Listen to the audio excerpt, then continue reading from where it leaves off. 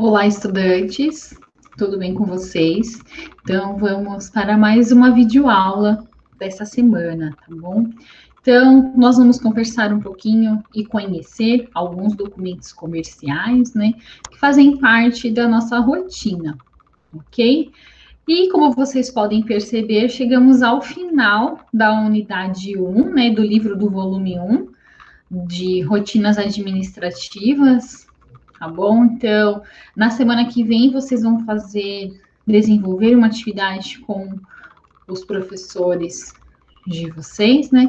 Referente aos documentos comerciais. Então, é importante que essa semana vocês deem uma lida, né? Assistam essa videoaula e façam a pesquisa que eu peço, tá bom? Isso vai ajudar vocês a ter mais conhecimento, ok? Então, vamos lá? Eu vou compartilhar minha tela com vocês, tá bom? E vou desligar minha câmera para que não haja interferência e que o vídeo flua bem, tá bom? Então, boa aula e até mais.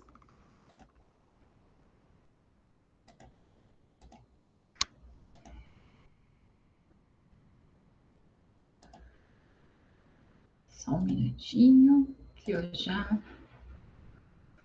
vou apresentar aqui e vocês vão ver.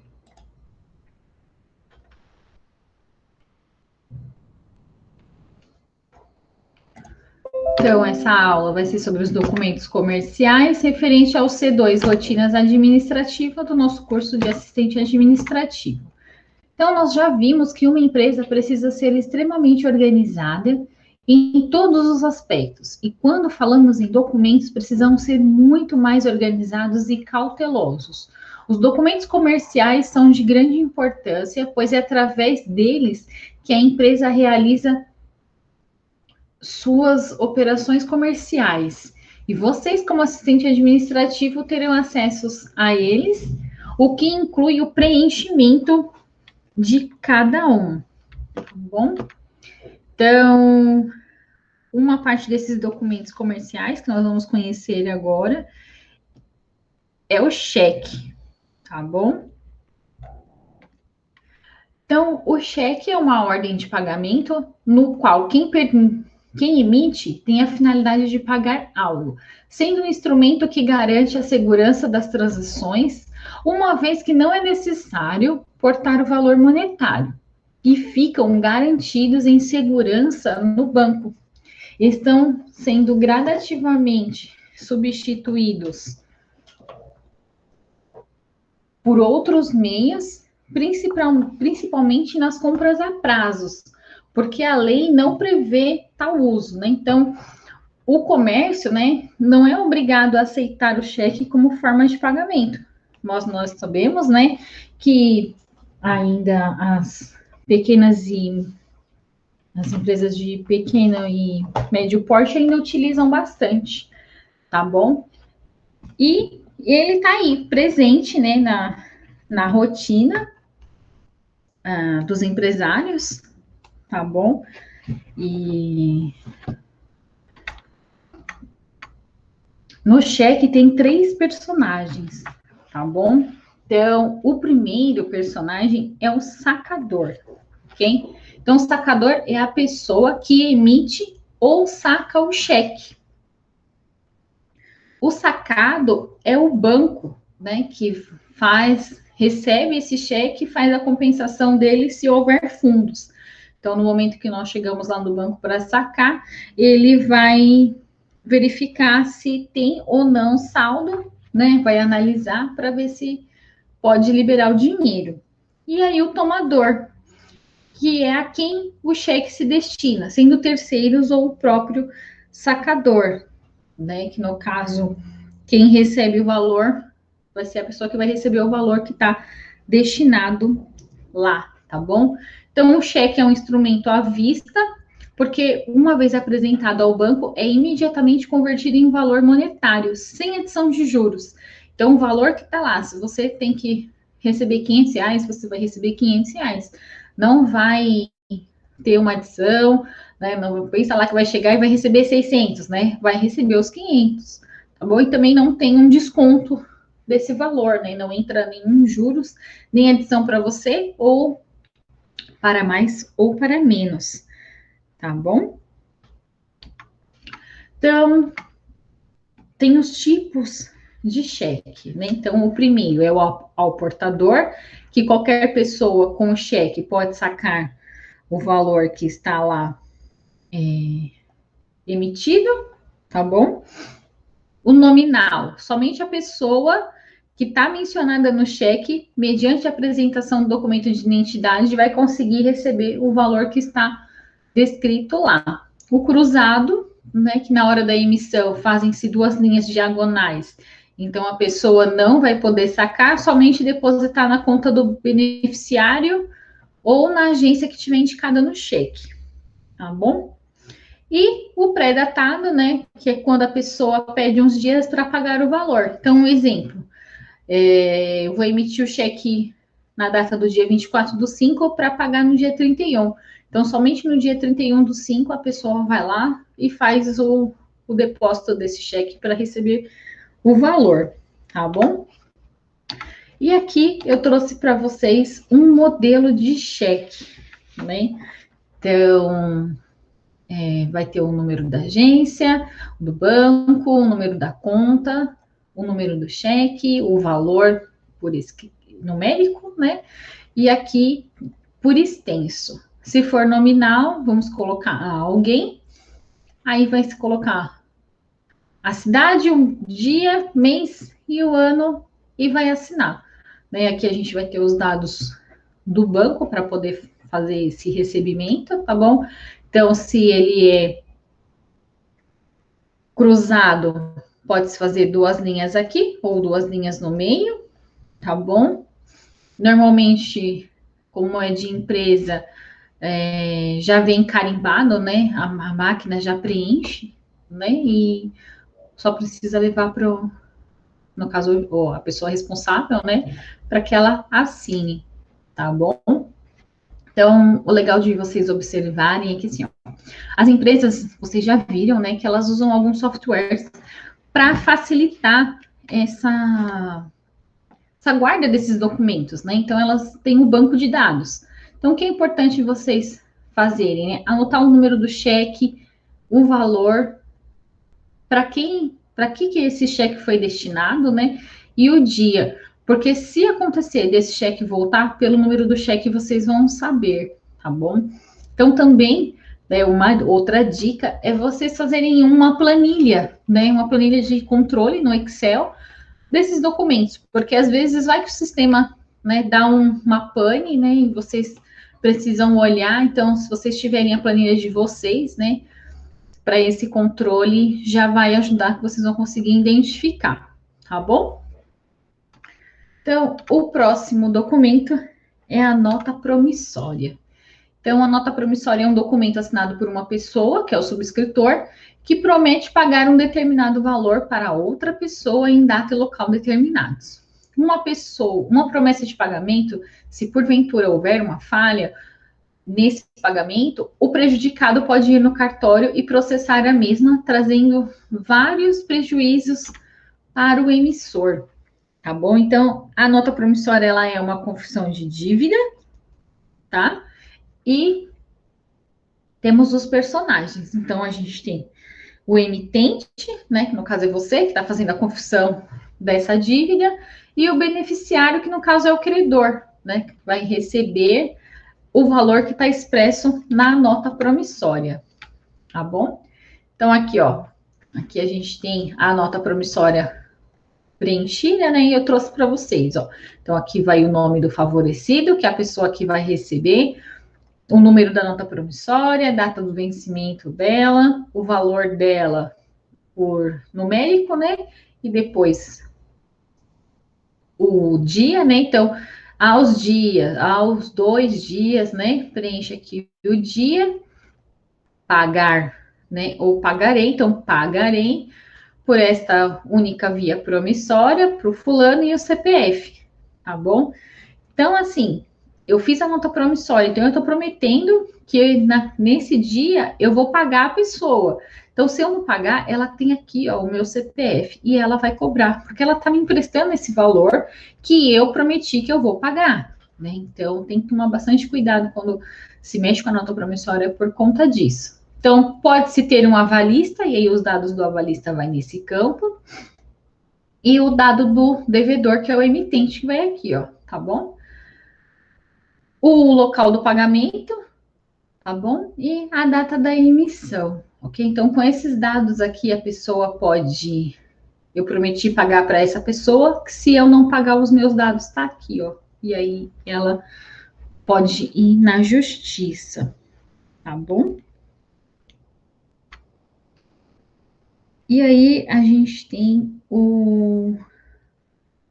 os recibos, né? Então, o recibo é um comprovante de aquitação de alguma dívida. Então, se você comprou, né, lá na Dona Lu, uma coxa em 10 vezes, vai pagar R$ 20 por mês. Todo dia 5, né, que é o dia que vocês combinaram, ela vai emitir esse recibo para que receba o pagamento. E esse aqui é o recibo.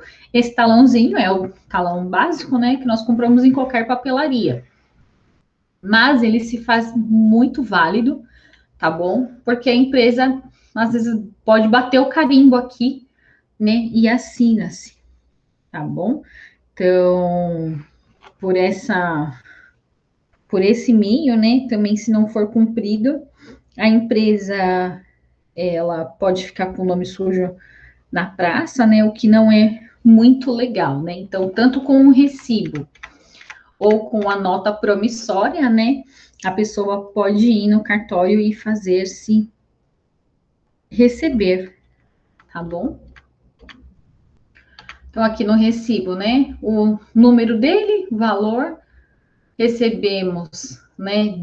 Recebi ou recebemos, aí da pessoa, a quantia, o mesmo valor aqui por extenso, referente, né? Coloquem essa parte aqui, é bem importante. Cidade, dia, mês e ano, e assina-se, ok?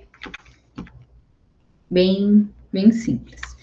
E aí, agora a gente tem a nota fiscal, né? Então, a nota fiscal, o objetivo dela é apurar o valor dos impostos devidos por uma dada operação comercial que envolva os valores monetários. Não há, quando há a existência de um ato comercial de compra ou venda de mercadorias, dando a possibilidade do rastreamento dessas movimentações dos valores transacionados para que reflita os impostos pagos ao governo, tá bom? Então, a nota promissória nada mais é do que um olhar do governo, né, para o que a empresa está fazendo.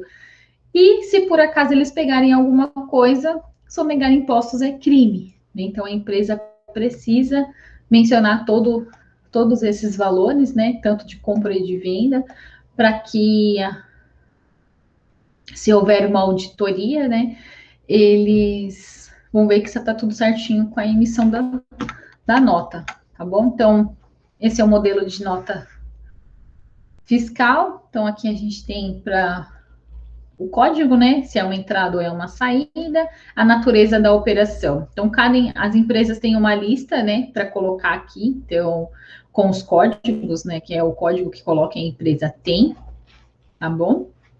Vai preencher o dado do destinatário, né, quem vai receber essas mercadorias, né, a própria empresa, né, para quem está indo, ok? E aí aqui a gente consegue ver os cálculos do imposto, tá bom? Então, se tem algum imposto, é aqui que vai ser mencionado. Aqui a gente tem o código do produto, tá bom? Que é uma descrição padronizada, mas é muito importante esse código aqui, ok? Então, se tiver alguma coisa, né? Se um auditor, porventura, for lá e pegar alguma coisa aqui nessa parte dos impostos, pode a empresa levar uma multa, tá bom? Então, e acaba trazendo a público, né? O que acontece, ok? O próximo documento é a DARF, né? Então, o que é a DARF? É a sigla, né? Documento de Arrecadação de Receitas Federais, tá bom? Então, ela é um recolhimento dos impostos que a empresa tem que fazer, né? Então, quando que a empresa faz esses... Quando que a empresa vai emitir essa DARF? Então, primeiro, tem dois tipos de DARF. A DARF simples, tá bom? Que agora não é mais a DARF, não está sendo mais utilizada desde 2011. Agora é o DAS, que vai abranger as empresas micro e pequenas, né? Através do MEI, tá bom? E os mesmos impostos, né? Os mesmos pagamentos que a DARF antes fazia, o DAS faz, tá bom? Que é o IRPJ, o CSLL, o PIS, né? O PIS/PASEP, o COFINS, o IPI, o ICMS, tá bom? Que são os tributos estaduais, e o ISS, que é um tributo municipal, tá bom? E também a gente tem a DARF comum, que continua em vigor e é utilizada para recolher os tributos federais, como o imposto por exportação das mercadorias vindas do exterior. Então, o PIS sobre o faturamento e lucros sobre os investimentos da pessoa física e jurídica, exceto os optantes do Simples Nacional, tá bom? Então, existem códigos para cada tipo de pagamento de imposto e elas são pagas uma vez por mês, tá bom? Então, sempre no último dia do mês, a empresa vai recolher, vai ver todo o lucro dela, vai se cadastrar aqui com o CPF, o código, né, que precisa pôr, o vencimento, e aí vai colocar aqui o valor. Então, a empresa vai somar todos os valores, né, das operações que ela realizou, e no final do mês ela vai emitir a DARF. Se for paga com multa, né, aí é só somar o valor total, se não for, mas tem que ser paga no mesmo dia. As empresas tomam bastante cuidado com isso, para que não gerem multa para elas também, tá bom? E ele é pago diretamente para a Receita Federal, tá bom? Então, não sei se vocês lembram, né, na Copa de 2002, a Globo, ela foi multada, né, a pagar 270 milhões à Receita Federal por uma multa referente ao contrato de compra dos direitos da transmissão da Copa, né? Então, ela pôde, né, o valor total que ela teve que pagar chegou a 615 milhões, tá bom? Isso está aqui no nosso livro didático, tá bom? Na página 121. E também tem outros tipos de documentos, bem importante que vocês também leiam, tá? Então, eu trouxe para vocês alguns documentos e a importância deles para a empresa. Espero que vocês tenham visto, ajudado vocês um pouquinho na prática, né, de como preencher esses documentos e contribuído para esse quesito. E a atividade que eu deixo para vocês para a próxima aula da semana que vem, né, vocês façam uma pesquisa de outros documentos comerciais,